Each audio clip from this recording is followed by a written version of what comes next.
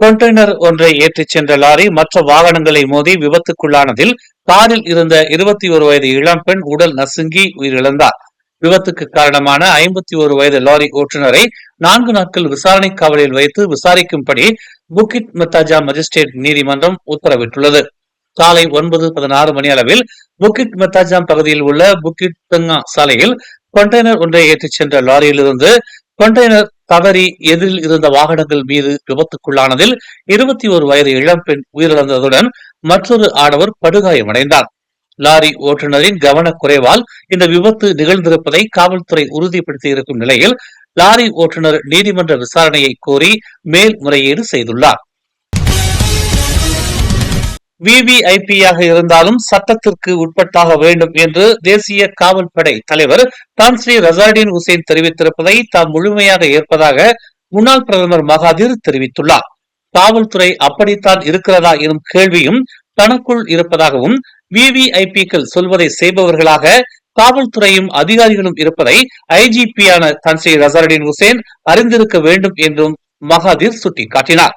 இதுவரை பல விவிஐபிக்களுக்கு பாதுகாப்பாளராக மட்டுமே காவல்துறை செயல்படுவதாகவும் அந்த விவிஐபிக்கள் அரசாங்கத்திற்கு ஆதரவாக இருக்கும் வரையில் காவல்துறை அவர்களை சிறப்பாக கவனிக்கும் என்றும் அவர் குறிப்பிட்டார்.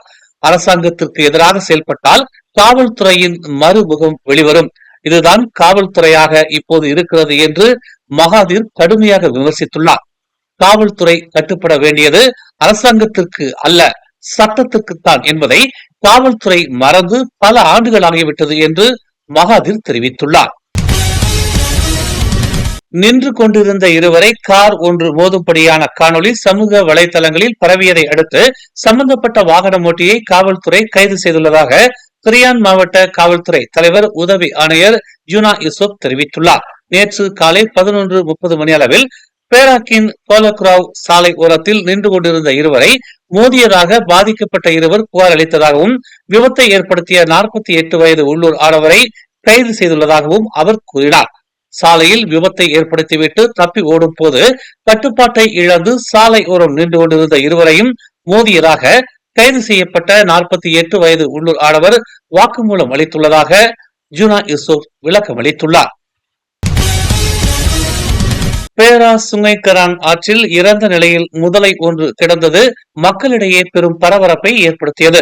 சுற்றுலா தலமாகவும் பொதுமக்கள் அதிகம் பொழுதை போக்கும் இடமாகவும் அறியப்படும் அந்த இடத்தில் முதலை கண்டெடுக்கப்பட்டது.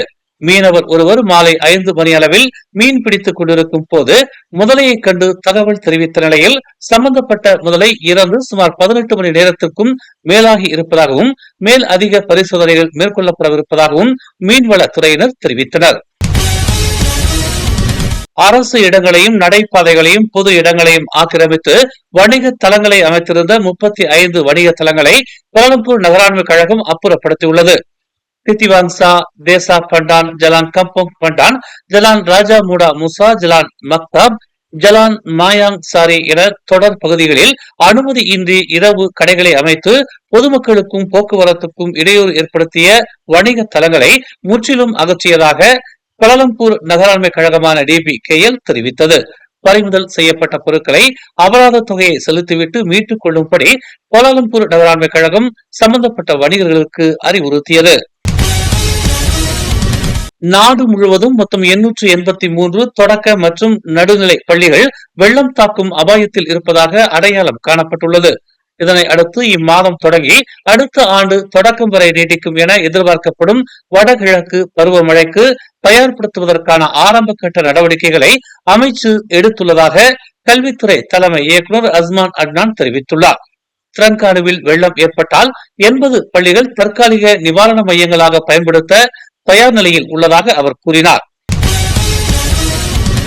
உள்நாட்டு வர்த்தகம் மற்றும் வாழ்க்கை செலவின அமைச்சின் அமலாக்க பிரிவு ஸ்லாங்கூரில் மேற்கொண்ட 2 வெவ்வேறு சோதனைகளில் மானிய விலையில் சமையல் எண்ணெயை முறைகேடாக பயன்படுத்தியதாக சந்தேகத்தின் பேரில் 15 பேரை கைது செய்தது.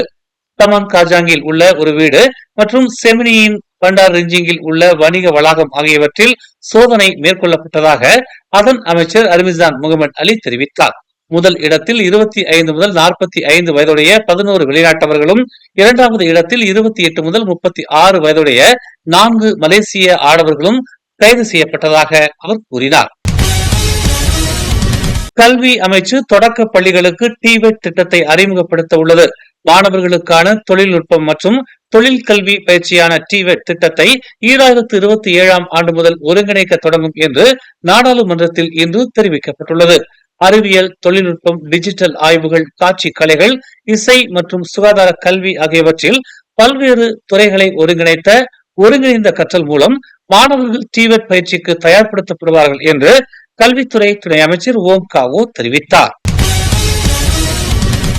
பாடாங் ஜாவா ரிம்பா ஷாலாமில் வீற்றிருக்கும் அருள்மிகு ஸ்ரீ மகா மாரியம்மன் ஆலயத்தின் விசாலாட்சி சமேத ஸ்ரீ காசி விஸ்வநாதர் மற்றும் ஸ்ரீ பாலசாஸ்தா நூதன சன்னதி அஷ்டபந்தன மகா கும்பாபிஷேகம் எனும் திருக்குடமுழக்கு நன்னீராட்டு பெருவிழா இன்று காலை வெகு சிறப்பாக நடைபெற்றது. காலை 7:15 முதல் 8 மணி வரை நடைபெற்ற இந்த நிகழ்வில் ஏராளமான பக்த பெருமக்கள் திரளாக கலந்து கொண்டு இறை அருள் பெற்றுச் சென்றனர். இவ்விழாவில் மலேசிய அரிமா சங்கத்தின் தோற்றுநரும் ஓம்ஸ் அறவாரியத்தின் தலைவருமான ஓம்ஸ் பா தியாகராஜன் உட்பட பல முக்கிய பிரமுகர்கள் கலந்து கொண்டனர். இன்றைய இந்த கும்பாபிஷேகம் மிக சிறப்பான முறையிலே இளைஞர்களால் ஏற்பாடு செய்யப்பட்டிருக்கிறது. அவர்களுக்கு எனது மனமார்ந்த நன்றியும் பாராட்டியதையும் வாழ்த்துக்களும் தெரிவித்துக் கொள்கின்றேன். இந்த ஆலயம் ஒரு சரித்திரபூர்வமான ஒரு ஆலயம். இது பல ஆண்டுகளுக்கு கழித்து இன்று சுமூகமான ஒரு சூழ்நிலையில் இந்த ஆலயத்தை இளைஞர்கள் பொறுப்பேற்றிருக்கிறார்கள். நிச்சயமாக கடந்த அனுபவத்தை வைத்து இவர்கள் சிறப்பாக நடத்துவார்கள் என்று எந்த ஐயப்பாடும் இல்லை. அந்த வகையில் அவர்களுக்கு எனது மனமார்ந்த வாழ்த்துக்களை தெரிவித்துக் கொள்கின்றேன். இவர்களோட உணர்வுகளை புரிந்து நிச்சயமாக அவர்களுக்கு நான் உதவிகரமாக இருப்பேன் என்ற இந்த நல்ல வேளையிலே குறிக்கொண்டு இந்த கும்பாபிஷேகத்துக்கு கலந்து கொண்ட அனைத்து பக்தர்களுக்கும் அவர்கள் நேர்த்திக்கடன் நிறைவேறுவதற்கு எனது வாழ்த்துக்களை தெரிவித்து விடைபெறுகிறேன். நன்றி, வணக்கம். மேலும் செய்திகளை தெரிந்து கொள்ள தமிழ் மலர் நாளிதழை பாருங்கள். எங்களோடு இணைந்திருக்க மலர் டிவியை பதிவு செய்து கொள்ளுங்கள். உறவுகள் மகிழ்ந்திட விருப்பம் மற்றும் பகிர்வு சேவையை சொடுக்குங்கள்.